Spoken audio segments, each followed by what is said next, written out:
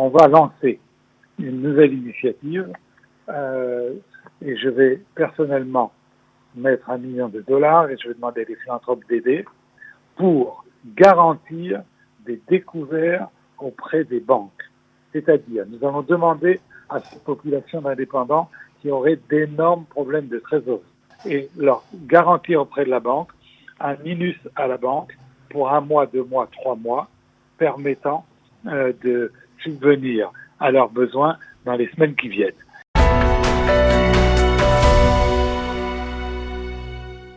Je crois que Marc Eisenberg est en ligne. Bonjour Marc. Bonjour. Bienvenue. Alors si vous voulez parler de ces certificats de vie là, que vous venez d'évoquer, on a déjà des réponses assez précises oui. On commence. À donner sur ces certificats de vie et qui sont des réponses plutôt sympathiques. C'est que on peut obtenir encore les certificats de vie, mais c'est évidemment un petit peu compliqué parce qu'un certain nombre de bureaux sont fermés. Néanmoins, on a encore la possibilité d'obtenir ces certificats de vie, mais surtout, il y a eu un message de la consul générale de France, Maître Florence Mayol-Dupont, à la demande de Daphna Posanski, qui a obtenu un gel des certificats de vie à produire de la part de l'Union des caisses de retraite et à la demande du ministère des Affaires étrangères et de l'Europe, ce qu'on appelle la DFAE. Autrement dit, 2 mesures précises: report sine die de l'envoi des certificats de vie pour avril et mai, et tous les pensionnés qui ont fourni dans le passé, au mois de janvier, au mois de février ou même au début mars, des certificats de vie, auront désormais 4 mois pour fournir le prochain certificat de vie. En d'autres termes, surtout ne pas s'inquiéter, et ce n'est pas l'absence de certificat de vie qui les empêchera de toucher leur pension. Extra, donc très important, ouais. C'est très important cette information. Donc une bonne information, donc ça veut dire ils ont 4 mois, donc un délai, ils pourront, on espère à la sortie de cette crise, bien fournir sur certificat de vie. Est-ce qu'on peut quand même se le procurer aujourd'hui ou pas ? On peut essayer de se procurer, il tombe au compte-gouttes. Il y a quelques personnes qui l'ont obtenu la semaine dernière. D'accord, ok.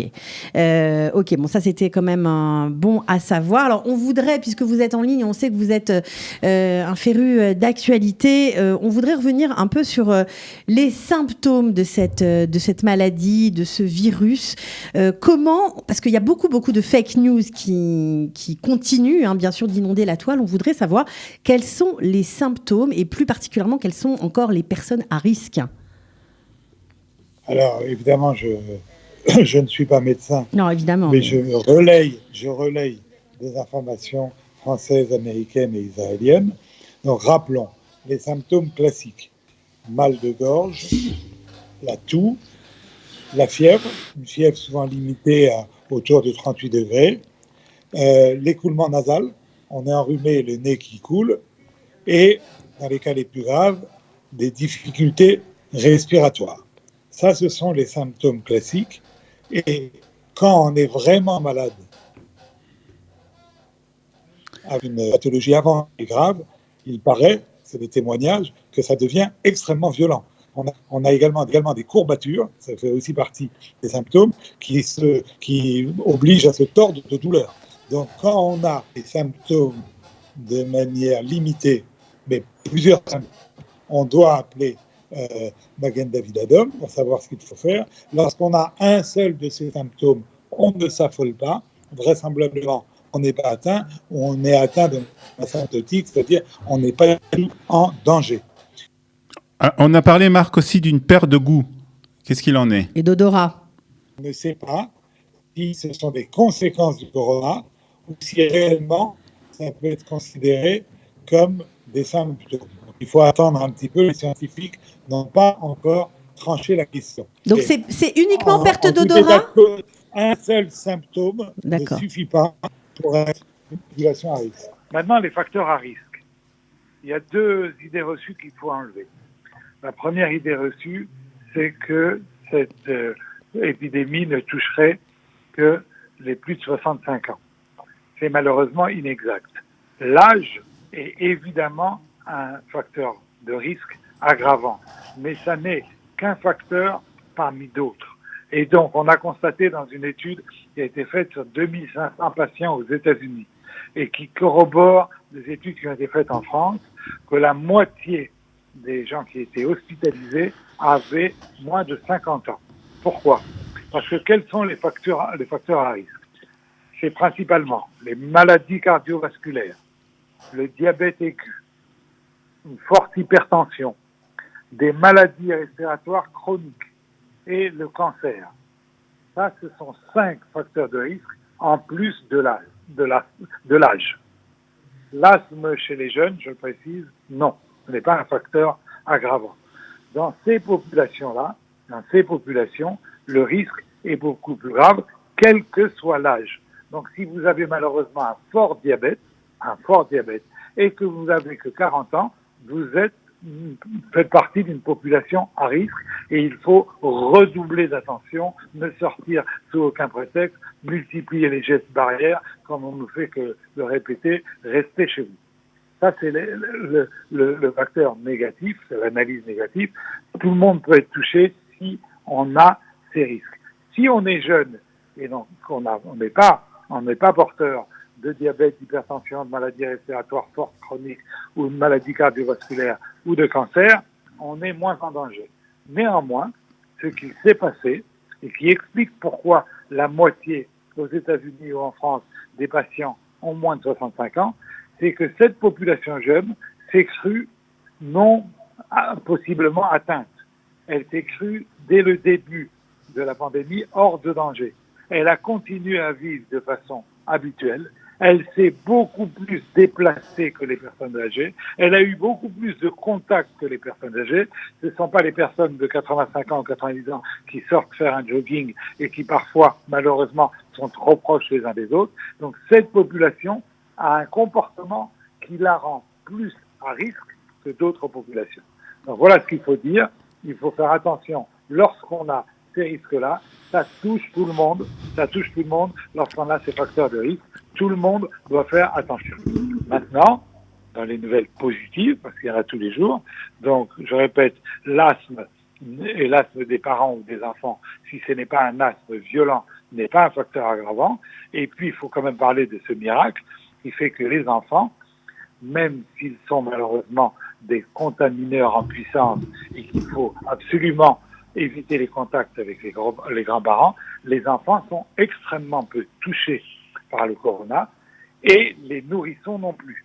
Les femmes enceintes, il n'y a pas de transmission intra-utérine du virus en fin de grossesse. Mais ça, c'est très important. C'est très important de le dire parce qu'il y a beaucoup de femmes enceintes qui s'inquiètent. Alors, ce qui est dit en France, et je suppose que ça va être la même chose en Israël, il faut continuer autant de faire se peut, et dans beaucoup de cas c'est possible, d'aller faire les échographies, notamment en fin de grossesse. Le stress et une femme atteinte de coronavirus pourrait peut-être entraîner, les médecins ne sont pas encore tous d'accord, des enfants qui naissent quelques jours ou quelques semaines plus tôt que prévu. Mais aucun danger pour l'enfant, et il n'y a aucune femme enceinte dans le monde qui a propagé ce virus à un nourrisson. Ça, c'est une très bonne nouvelle.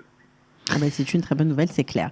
D'autres questions peut-être Oui, alors évidemment, comme c'est la tradition, depuis que nous avons pris l'antenne en direct tous les matins sur Studio Qualita, vous répondez aussi à certaines questions parce que elles sont d'ailleurs de plus en plus nombreuses. Notamment, nous avons une question d'une femme retraitée, voilà, Madame Gigé, qui se dit désespérée parce qu'elle ne sait pas si elle peut ou si elle a le droit de faire le test à son mari âgé de 65 ans qui tousse énormément. Alors, elle est un peu, elle a besoin d'être rassurée médicalement parlant. Nous ne pouvons pas répondre médicalement parlant. On répète que s'il y a un seul symptôme et pas plusieurs, il ne faut pas s'inquiéter de manière dramatique, mais il faut appeler le Magen David Adom. C'est le MADA qui dira qu'est-ce qu'il faut faire. Donc il n'y a pas de problème, elle téléphone Magen David Adom, elle décrit exactement la situation et le meilleur conseil médical lui sera fourni. Voilà. On a bien sûr toujours, Marc Eisenberg, des questions liées au travail, notamment Johanna, je crois, pardon, qui travaille comme salariée dans plusieurs endroits différents, dans 3 endroits différents. Elle est également indépendante et dans ces 3 endroits où elle est salariée, elle a droit au fameux congé sans solde de Khalat, voilà. Et elle demande si en tant qu'indépendant, eh bien, elle a le droit également au chômage ou pas. Comment elle doit faire, voilà, tout simplement.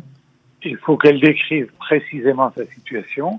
Elle a le droit au chômage et on tiendra compte de ses revenus en tant qu'indépendant dans le calcul du chômage. Donc le calcul du chômage va tenir compte de l'ensemble de sa situation. Mais j'en profite sur cette question qui inquiète beaucoup nos auditeurs et sur laquelle ce matin on a passé un moment important pour parler budget.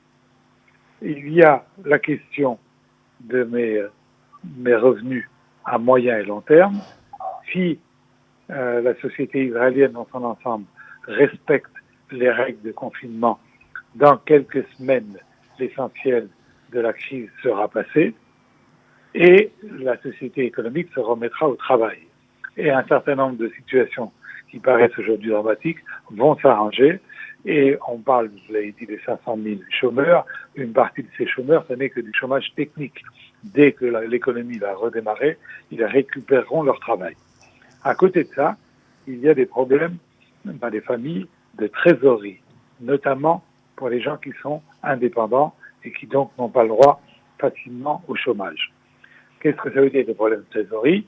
Je continue à avoir un certain nombre de dépenses courantes, comme ça a été expliqué. Je dois payer mon loyer.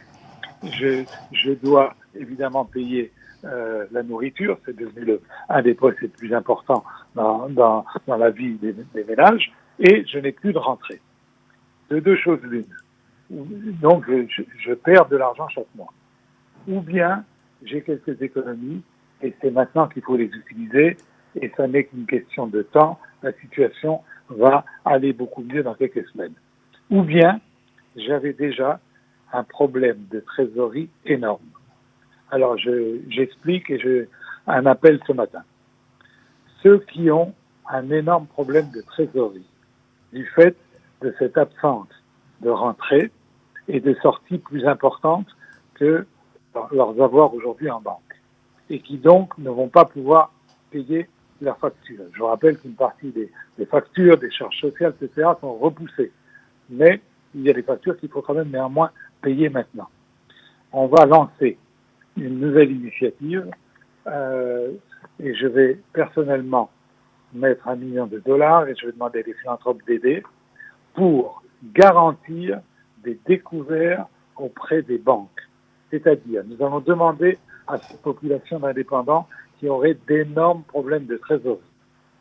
On va leur envoyer, on va correspondre avec eux, on va leur envoyer un dossier extrêmement simple, avec quelques questions à répondre, pour rentrer en contact avec leur banque et leur garantir auprès de la banque un minus à la banque pour 1 mois, 2 mois, 3 mois, permettant de subvenir à leurs besoins dans les semaines qui viennent. Nous allons essayer de faire ça avec une structure qui était animée par Yoram Cohen et son épouse.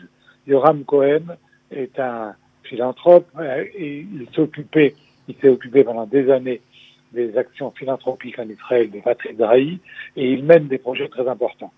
J'ai appris malheureusement, je lui ai parlé ce matin, il est à l'hôpital depuis 3 jours, on lui souhaite refoua shlema.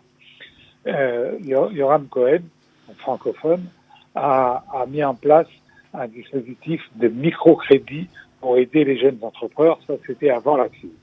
Avec son épouse, que je vais contacter, on va, et dont une des organisations a tous les liens avec les banques, nous allons intervenir pour un certain nombre de dossiers d'urgence pour obtenir ces découvertes supplémentaires et les garantir. Donc, on va rentrer à tous ceux qui ont ces problèmes de trésorerie. On va vous envoyer, il faut que vous nous communiquiez vos coordonnées. On va vous envoyer une page de renseignements à nous donner, pas plus. Et à partir de là, on va voir comment on va pouvoir vous aider très concrètement pour obtenir un minus de la banque pendant 3 mois. Alors ça, c'est très important. On va répéter donc ces informations, C'est surtout extraordinaire pour ces entrepreneurs. Vraiment, on va répéter magnifique. ces informations. C'est-à-dire que Qualita va mettre en place une sorte de garantie bancaire pour les indépendants, pour les personnes qui rencontrent des difficultés de trésorerie. Donc, je suppose que cette demande pourra être faite par l'intermédiaire du site de Qualita très prochainement, avec quelques renseignements qu'il faudra fournir. Et avec ces renseignements, on pourra mettre en place ce système donc pour venir en aide aux personnes qui ont des problèmes de trésorerie actuellement. Absolument. Alors, deuxièmement, j'ai entendu ce matin Réhouven expliquer qu'il y avait des offres d'emploi actuellement auxquelles on pouvait répondre, et il en a cité un certain nombre. On va essayer de mettre en place de manière plus générale, avec l'équipe de Qualitime, une émission quotidienne, peut-être à partir d'après-demain, de petites annonces. À la fois les petites annonces de travail, comme ça a été fait ce matin, mais de petites annonces, notamment toutes les initiatives qui existent pour aller apporter de la nourriture aux personnes âgées qui ne doivent pas sortir, si possible, même pour faire leurs courses. L'idée, c'est que si vous pouvez sortir, parce que vous n'êtes pas une personne à risque, vous n'êtes pas en bidule pour faire des courses, de savoir si dans votre immeuble ou l'immeuble à côté, il y a une famille francophone qui a un petit peu de mal avec l'hébreu, que vous pouvez aider et faire des courses pour elle également, parce que ça serait des personnes âgées ou à risque. Voire même, simplement, pour limiter les risques, on est 2 familles, et une famille va faire les courses un jour et c'est l'autre famille qui va faire les courses le lendemain pour aider la première. Donc on va faire une série de petites annonces. Quels sont vos besoins précis et urgents et quels services, moi en tant que bénévole, je peux apporter, j'ai l'idée d'apporter dans les jours qui viennent pour qu'on ait quelque chose de très vivant, très réactif. Une émission de quelques minutes tous les jours, on va la mettre en place, je l'espère, d'ici mardi, pour qu'on puisse aider concrètement, notamment pour ce problème de nourriture. Il y a des initiatives qui sont prises, par exemple par la mairie de Jérusalem, par un certain nombre d'associations. On va essayer de regrouper et de doper tout ça pour que les personnes âgées, entre autres, et les personnes à risque, n'aient pas à sortir de chez elles. Voilà. Donc évidemment, ce sera aussi sous l'égide de Sarah Benkemoun, qu'on n'a pas cité tout à l'heure et qu'on salue, et qui fait un travail extraordinaire concernant tous les bénévoles de Qualitime et tous les projets du Qualitime en ce moment. Tout le monde en a bien besoin. Alors juste, j'ai une info, Marc, par rapport à ce que vous avez dit, parce que c'est vrai que comme nous sommes en direct, eh bien ça réagit aussi sur le fil. Eh bien, c'est une information qui nous vient de Winston Assous pour les certificats de vie, notamment pour ceux qui habitent Ashdod. Vous pouvez tout simplement scanner votre document officiel de votre caisse de retraite, votre Théodat Zéhout, et vous envoyez l'ensemble par mail à batsheva, @ashdod.muni.il, en précisant bien au bas de votre envoi votre numéro de téléphone et votre adresse. Et en retour, eh bien, le document sera tamponné comme il se doit et vous sera livré à domicile le certificat de vie. À ce jour, il y a 12 personnes qui ont déjà pu bénéficier de ce service. Donc, les choses se mettent en place, Marc Eisenberg. Alors, je ne sais pas s'il y a encore des questions d'auditeurs. Écoutez, il y a éventuellement... Non, je ne crois pas. Non. Pour aujourd'hui, c'est tout. Bon. Alors, je voudrais revenir quand même, puisqu'on essaye d'alterner à la fois les nouvelles qui sont malheureusement parfois difficiles ou tragiques, le nombre de morts très important au cours de ces 24 heures en Italie, et les bonnes nouvelles. Qualita, Studio Qualita a été un des premiers en Israël à parler des effets sur la chloroquine du professeur Raoult de Marseille, il y a déjà presque une semaine. Et depuis, les choses évoluent avec des bonnes nouvelles. Il faut que les auditeurs comprennent que dans la recherche mondiale qui est effectuée aujourd'hui, il y a 2 axes majeurs. Il y a un axe qui est d'obtenir un vaccin. Le vaccin, ça prend plusieurs mois, voire peut-être une année, mais évidemment, son utilité, c'est si jamais, Chas v'Shalom, si jamais par malheur, l'année prochaine, mais c'est possible, il y ait une nouvelle poussée du virus à l'hiver. Donc, l'idée, c'est absolument à ce moment-là de pouvoir donner un vaccin à toutes les populations, qui rendra à ce moment-là l'épidémie beaucoup moins dangereuse. Et puis, il y a le problème d'un traitement. Un traitement, c'est pour les personnes qui, dans les jours ou les semaines qui viennent, seront hospitalisées. Et seront hospitalisées parfois dans des situations graves ou gravissimes. Et donc, le traitement, c'est donner des médicaments aujourd'hui qui vont combattre la maladie déjà installée et qui vont permettre d'éviter les morts. Et sur ces traitements, il y a de nombreux essais qui ont été lancés, notamment en Europe, mais pas seulement, par l'Organisation mondiale de la santé, avec différentes pistes de médicaments qui sont testés. Il y a par exemple un médicament contre le sida qui est testé pour voir s'il ne serait pas efficace, parce qu'il a été efficace dans un petit groupe de personnes. Et donc, c'est dans ce contexte qu'on a parlé de la chloroquine et du professeur Éric Raoult. Il faut savoir que le professeur Éric Raoult, de l'Institut de l'IHU de Marseille, Institut Méditerranée Infection de Marseille, n'est pas n'importe qui. On entend beaucoup de médecins qui interviennent. C'est un médecin extrêmement réputé. Son IHU a plus de 800 collaborateurs et cette institution détient une des plus importantes collections d'horribles bactéries et de virus tueurs dans le monde, et c'est un des meilleurs centres de compétences en microbiologie et infectiologie. Et lui-même, le professeur Raoult, est considéré par exemple par la revue Nature. Il a été classé dans les 10 meilleurs chercheurs français, notamment sur la base de ses publications. Il a fait plus de 2000 publications ces dernières années dans des journaux scientifiques et les citations indirectes de ses collègues. Et donc, le professeur Raoult a fait, il y a déjà une semaine, une première vidéo pour dire qu'il pensait que la chloroquine pouvait, donc un médicament antipaludéen, pouvait tout à fait vaincre les formes extrêmes de la pandémie aujourd'hui, sous la forme notamment du Pléquenil, qui est le médicament qui existe aujourd'hui distribué par Sanofi. Une partie de la communauté scientifique a dit oui, mais vous avez fait un test seulement sur 20 personnes, on ne peut rien en tirer, etc.